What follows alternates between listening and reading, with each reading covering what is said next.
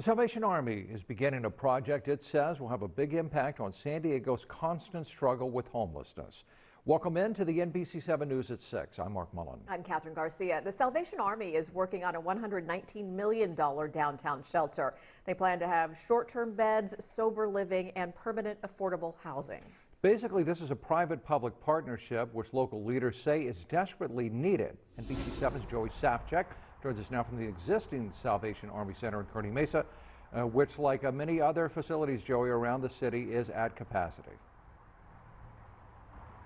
Exactly like you said, shelters across the city are at or near capacity, and the Salvation Army hopes to help some 7,000 people over the next 10 years with their plans for that new shelter.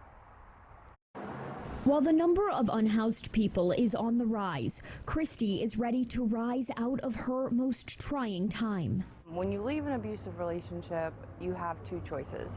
You can stay and fight for your half of the assets and die, or you can leave with nothing, which is what I did. Because she's a survivor of domestic violence, we're not showing Christy's face or sharing her full name. I was living in my car, and that's very, very scary. Until after almost a year, Christy sought out space in a shelter, and she doesn't take a moment of it for granted. I got a slice of tomato on my sandwich. To me, that was like winning the lottery. Within a week with shelter and services, Christy is job hunting. We met her as she was heading out to hand out her resume. No one wants to give you a job when you're unshowered and you can't put an address on a resume. And just as valuable as the warm meals, showers, and blankets, she says, is the warm reception at the end of the day. I'm feeling empowered now. I'm feeling like I can go pass out these resumes, and at the end of it all, I can go back to my bed. But she knows that's not the case for far too many people. People whose shoes she's walked in, who are stuck in the shadows. It hurts my heart when I see anyone without shelter. I just want to see them in a place that is like a home.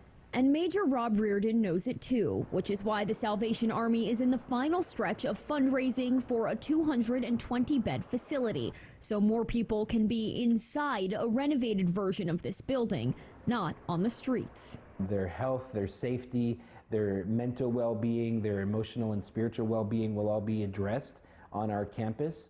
It's a $119 million project requiring $30 million from private donors. They're $3 million away from meeting that.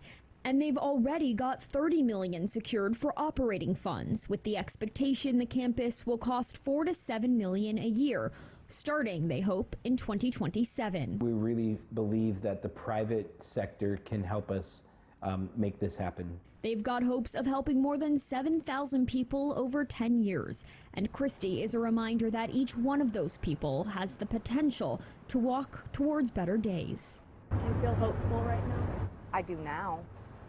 I didn't before. Christy says securing that job will open the doors to more permanent housing opportunities. Reporting live, Joey Safchik, NBC 7. All right, Joey, thank you so much.